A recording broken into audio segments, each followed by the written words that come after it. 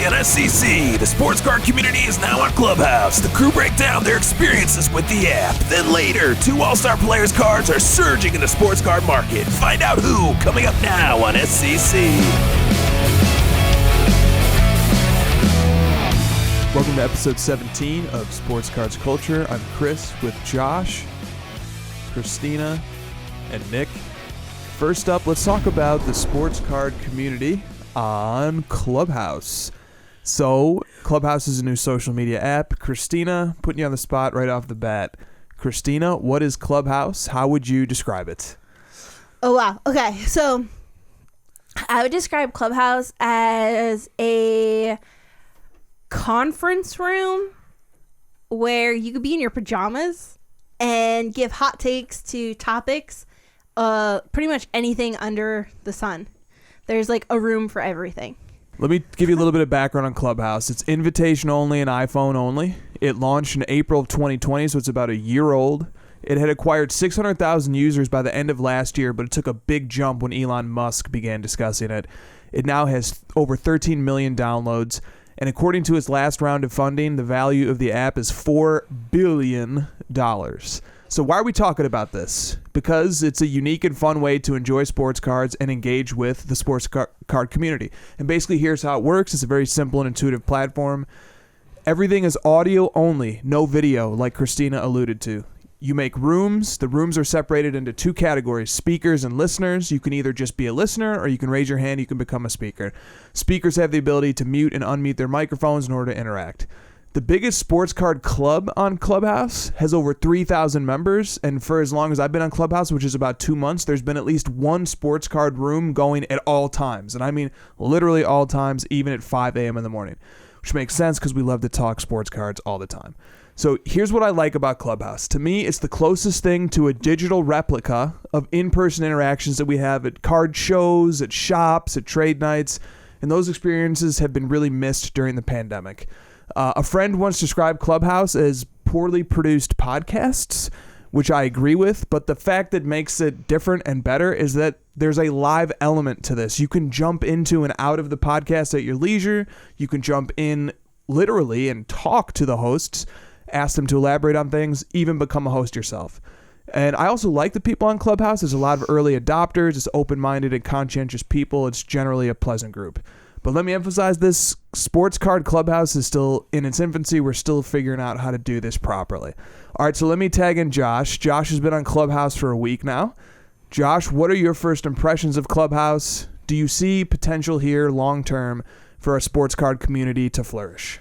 Yeah, my initial impression is that it's an exciting platform for the community for sports cards. Like you said, it kind of replicates the in-person aspect of sports card shows without us having to leave our homes, and it's very fun to use. And I've said it a few times, but I enjoy the personal touch that it has. You can kind of get to know people a little bit better than just through what they tell you on their stories on Instagram. So there's just like a very direct communication going, and I think it's a lot of fun. And I think there's definitely room for improvement, but we'll get into those.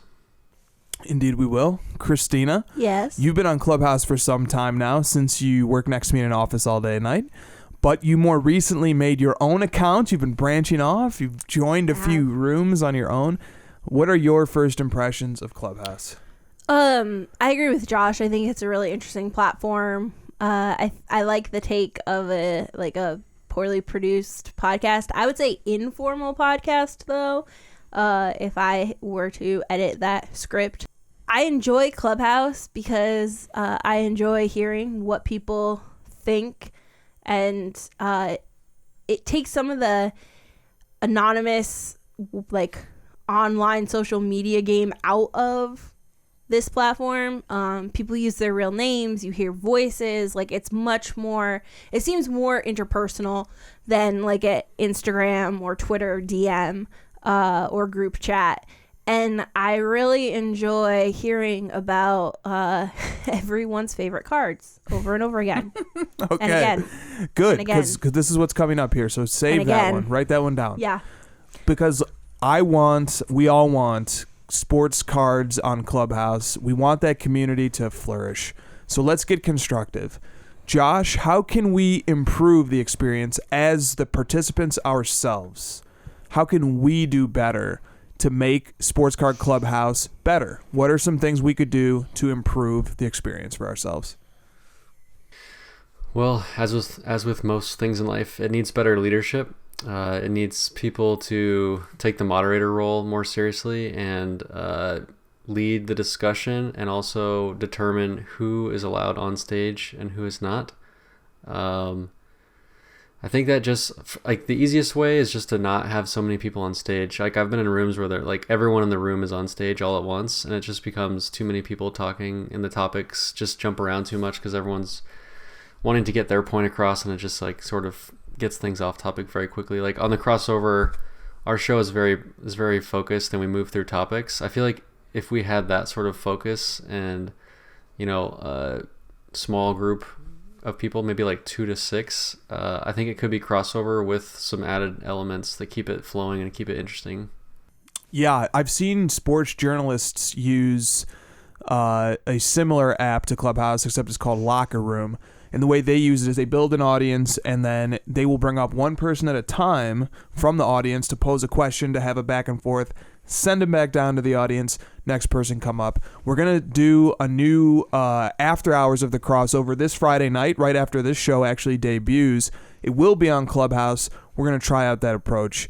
Hopefully Kristina doesn't send everybody to the audience again like she did last time. Actually, hopefully she does, but at the right time. Kristina, same question to you. Yes. How can we improve Sports Card Clubhouse? I think one way you could be more conscientious as a sports card community member on Clubhouse would be to really listen to what other people are saying, and don't just try to overtake the conversation.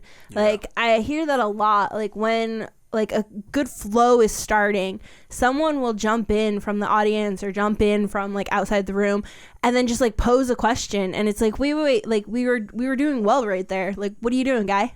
Yeah, I agree. I think we could develop some best practices. Like Josh had come up with one idea, which was, hey, if somebody's ready to speak, unmute your microphone so that people see that you're ready to speak, so that you hold your place in line, so that it's not just a quickest to the trigger thing. When somebody finishes talking and 4 guys, whoever blurts out the first word gets to go next. Right. And then another one is like, after you say something, let 2 to 3 other people speak after you've spoken, and then you come back. Yeah. Because otherwise it just becomes like a back and forth between 2 people, and then what's the point of having all these other people on stage then?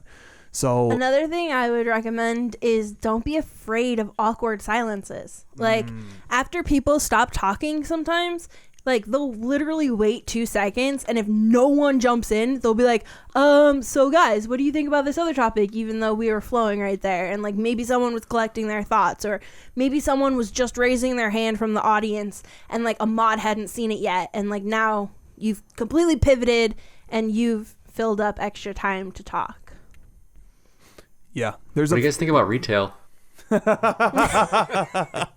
There also is a different point of view from this. Okay, so that's how we can do better as users. But Josh, what do you think from the perspective of developers? How can the developers of Clubhouse make it a better experience for us and or for the sports card community in particular? I think the first thing they can do is make the mute button more like integrated into the flow of things. Like I just find myself having to continuously press mute and unmute, and I have to like use mute to say that I'm ready. I have to use mute to like clap.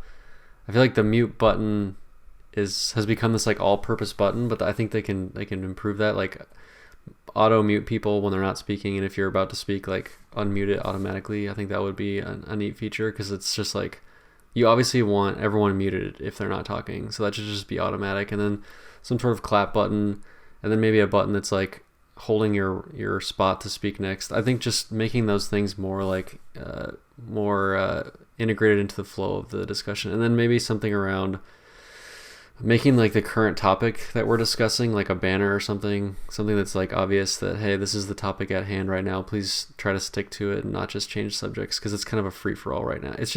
It feels like we're making the app what we want it to be, but the tools we have in place, we're sort of like hacking them to do what we want with it. I feel like it should just be more integrated now that we know how it's being used.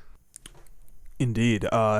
Reminds me of like being in clubs in college, like philosophy club or something, and you'd have a room of 20 people and put your chairs in a circle, and so many people would want to talk that eventually like we had to start making a list and like who raised their hand first. Okay, you're first on the list when this person's done bloviating, and then second, and by the time somebody's done talking, there's 5 people on the list, and then you start going around, and the list doesn't work. But what it does is it disciplines people into speaking for shorter periods of time and understanding that there's lots of people who want to talk. So it creates the list isn't the fix, but it works closer to the fix. Like a talking stick. Like a talking stick, exactly. Okay. Kristina, same question to you. I do have one. A chat feature. Okay. Like sometimes when you're in the audience, you just want to like put a comment in or like maybe help redirect the conversation in a like productive way. But maybe necessarily you can't speak because you're like on the street and there's an ambulance going by and no one wants to hear those sirens while you're trying to talk, or there's a baby crying and no one wants to hear that. So and also like I find that a lot of people are on Clubhouse but like also on Instagram or Facebook message, like talking to each other privately during the conversation to like, and you want to see all those messages, don't you? No, you could like, I want it to be more like Zoom where you can chat publicly to everyone or send like private messages from a drop down list to people who are in that room with you.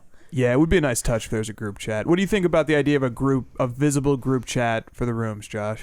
Yeah, I'm starting to get worried. I would get too worried that we have too many things going on. I think the simplicity of the audio only is kind of nice, but I definitely like the like personal DMs on the side, because I'm definitely on Instagram like DMing the discussions around the discussion. Yeah, and sometimes like I'm DMing the mod like, hey, like invite so and so up to speak because like I know this person has something good to say on this topic. Like that would be a great opportunity to not derail the conversation, to unmute yourself and say, but like you could at least DM the mod maybe. Final question on Clubhouse. Nick, why have you not accepted my Clubhouse invitation yet? I can see in my thing pending invitations, and his has been there for like a month.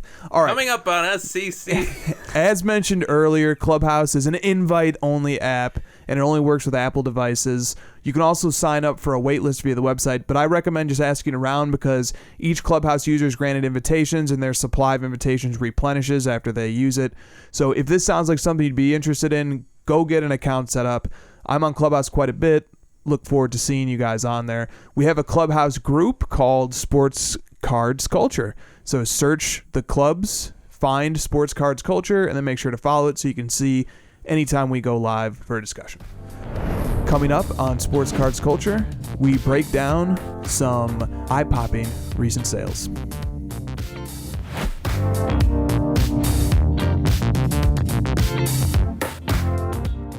Imagine everything you love about the hobby in the palm of your hand. An entire store at your fingertips. Everything you need to know about cards is within your grasp.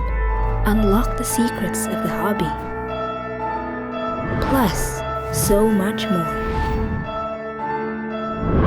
You don't have to imagine anymore. It's here. Card Ladder. Get the app today.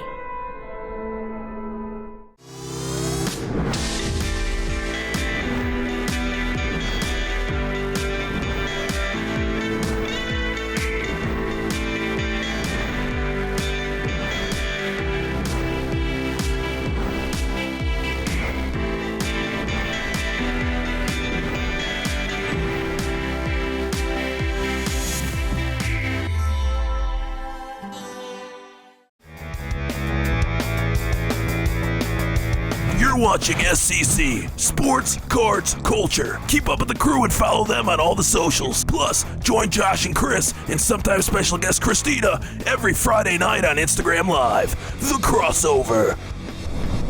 All right, so I'd like to talk about 2 players whose cards are doing quite well right now. James Harden and Dwyane Wade. With Golden Auctions ending last weekend, the Elite Auction, James Harden's 2009 National Treasures rookie patch autograph out of 99 in a BGS 9.5 Auto 10 slab sold for $87,000. The card has a population of 37, which puts its market cap at about $3.2 million in that particular grade. The card sold for as low as $8,800 last September, which means that over just the last 7 months, this card has appreciated almost 900%, and it has gained $78,000 in absolute terms. So with this card nearing the six-figure mark, it's probably about time we acknowledge its incredible trajectory. So Josh, what is your take on the James Harden market in light of this $87,000 sale of his RPA? Did this surprise you? Does the price make sense? What do you think? It doesn't surprise me. The price makes sense. I think there's two things going on. One, Harden has drastically changed his narrative going forward with the Nets versus the Rockets. Like, he's in a much better situation for his own personal success. The Nets are clearly a juggernaut of a team, and they're going to be making a lot of noise in the playoffs. So his outlook going forward in terms of potential for championships is a lot better now. Secondly, you got guys like Luka, you got guys like Giannis, Curry, Durant. All of their RPAs have been doing really, really big numbers over the last 6 months, and I think people are just sensing like, hey, why isn't Harden anywhere near those guys? He should be. So like his prices have kind of caught up to those guys. Kristina, what do you think about James Harden's RPA going for $87,000? Are you a buyer? I'm not a buyer, but I'm not really a Harden fan, and I only really collect people I like, so that's not happening. But I am interested in what it means. Like, there's at least 2 people in the world from this auction who think he's going to win a title, and upon doing so, with his stats, like, history will look favorably on him as a player, I think. And it's an interesting take. So you think this price has a title baked into it? Yes. Josh, do you agree with that? Do you think this price has a title baked in? Yeah, if the Nets don't win, his prices are going down because they're expected to win at this point. I think that's right. What do you think about this sale? I think this market is still getting its footing. Not just the hard markets, but a lot of different RPA markets. Dwyane Wade's RPA, we're going to talk about a different Dwyane Wade card, but his RPA sold for just shy of $250,000 in this same auction, same grade 9.5. I think things are still getting sorted out. Harden has 1 MVP and is one of the greatest scorers, if not the greatest individual scorer of all time. It's nice to see that people are collecting him, and it bodes well for people who might not be collecting the top 3 all-time players. Okay, with PWCC last week, Dwyane Wade's 2003 Topps Chrome Gold Refractor out of 50 and a PSA 10 sold for $115,000. The card has a population of 6, which puts its market cap at just under $700,000. The card sold for $46K last September, so this card has appreciated 150% over the last 8 months.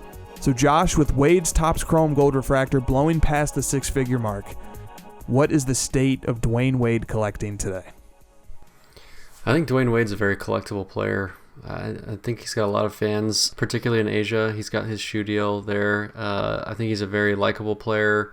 He was always seen as like the de facto, spiritual leader of the Heat, even when they had LeBron. And Miami was kind of his city. He's got 3 championships. He's got a Finals MVP.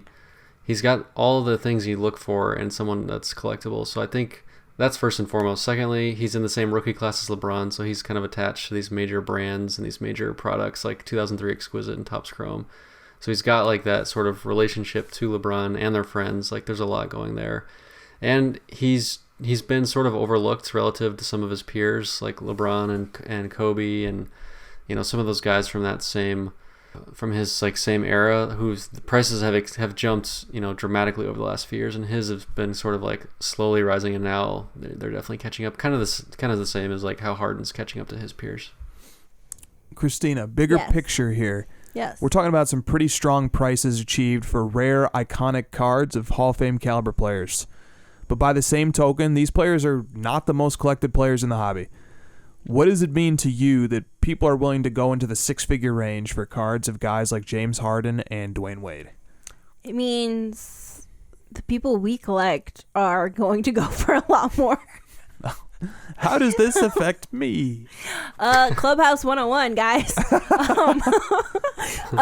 No, so I think that it shows that the hobby is extremely strong as a market, that we're not just talking about like Jordan, LeBron, Kobe, Luka, Trout, Mantle. Like, we're not just talking about like the GOAT or like the biggest prospect of the moment. When we're talking about these big numbers, we're talking about established players who aren't playing anymore but have gone into TV, so they have like even more brand awareness than previously, if that was possible. And then we're talking about players who you're still prospecting a little bit, so there is that rush of like, I'm gonna get this before people start looking at it, with Harden. And I think that this shows that there's a lot of money in the hobby and people are trying to find their Zag. I like it. Josh, same question to you. On a macro level, what can we learn about the hobby when James Harden and Dwyane Wade cards are selling in the six-figure range? I think mostly it's people, looking for that Zag, looking for something unique to find that's not, already six figures, and trying to find that next player. But, I do think it mostly primarily speaks to just like the growth of the hobby, like Kristina and you mentioned earlier. So I think it's great news. Those are, fantastic all-time players, and I don't see any reason to second guess or question these prices. They're extremely iconic cards. They're some of their best cards that you can get in very high grades. They're not easy cards to acquire. They come up very rarely, and if you like those players, that's your chance to get it. So I think it's good for the hobby. We could see a pullback just because people are looking for that next jump, and we may see like a temporary jump, and then it might correct back down. But overall, like I wouldn't worry about those kind of players long term.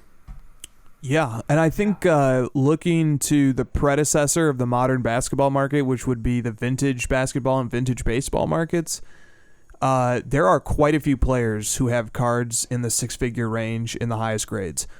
Bob Gibson, for example, is an athlete who has a very expensive rookie card. In other words, there's room in the more mature markets like vintage for a lot of different great players to command very substantial prices. And I think it's an evolution of modern, or relatively more modern, athletes and sports cards to advance into that arena as well. And I don't think this stops with James Harden and Dwyane Wade. I think there's other players who probably are going to come up as well in the near future here. So that will do it for episode 17 of Sports Cards Culture. See you guys next week. Thanks for watching. Tell us in the comment section below what the crew should cover next week, and don't forget to subscribe. See you next time at SCC, Sports Cards Culture.